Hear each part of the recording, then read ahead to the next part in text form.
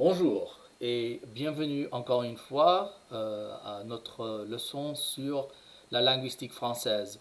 Nous continuons notre discussion de la morphologie en français et aujourd'hui on va parler de la morphologie du verbe. Alors, quand on regarde les formes verbales en français, on peut comprendre, on peut glaner des informations sur sept aspects grammaticaux et linguistiques.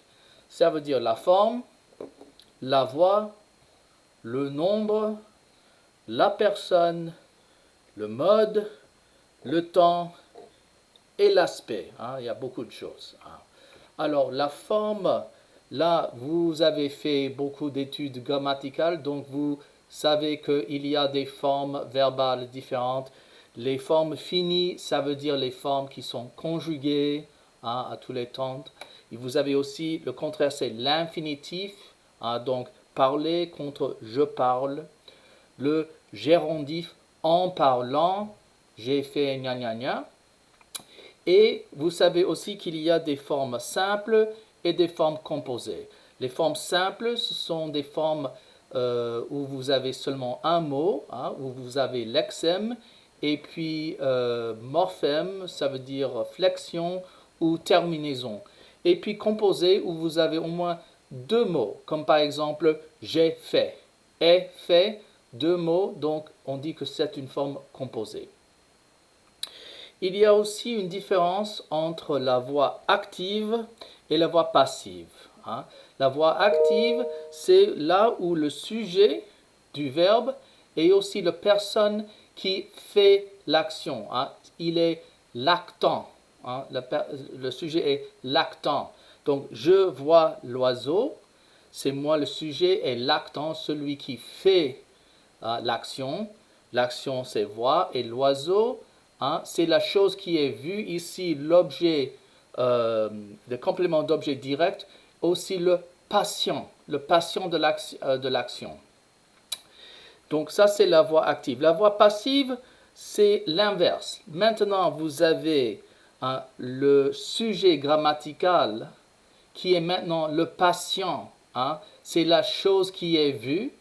Et l'oiseau ici, après le verbe, c'est lui, l'oiseau n'est pas le sujet du verbe, mais c'est celui qui fait l'action. Donc, je suis vu par l'oiseau, moi je suis là en position sujet, mais ce n'est pas moi qui fais l'action, c'est l'oiseau qui me voit. Ensuite, vous avez le nombre. Et là, encore une fois, vous savez déjà beaucoup de ces choses que les pronoms ou les formes singulières sont je, tu, il, elle et on.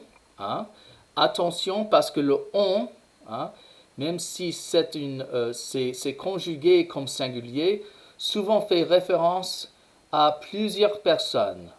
Qu'est-ce qu'on fait, nous? Donc les francophones utilisent on au lieu de nous, mais il est vrai que la forme verbale correspond à la forme singulière. Pour le pluriel, vous avez nous, vous, il et elle.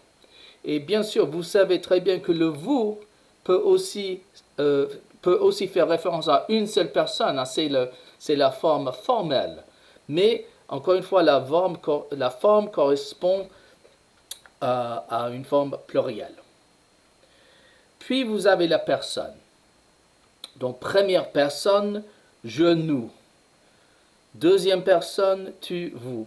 Que ce vous soit singulier ou pluriel. Et puis troisième personne, il, elle, on, il au pluriel, elle au pluriel.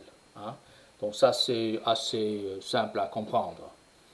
Le mode, vous avez étudié sans doute ces formes avant dans vos cours de grammaire, mais là on ne parle pas de forme autant que mode.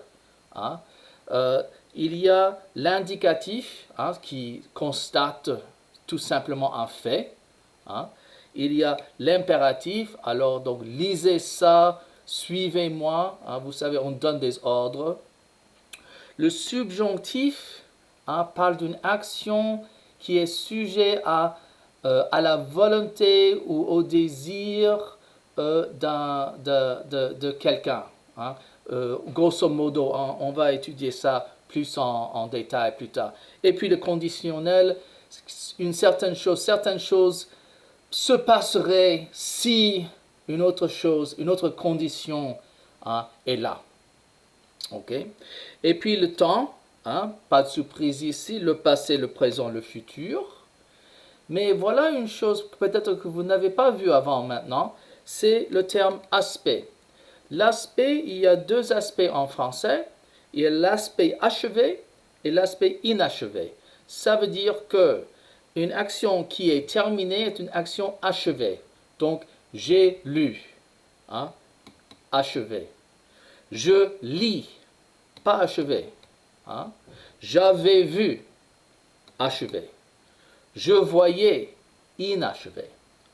Et donc, dans ce chapitre et dans le prochain, on va parler de toutes ces informations que vous pouvez voir dans la morphologie du verbe.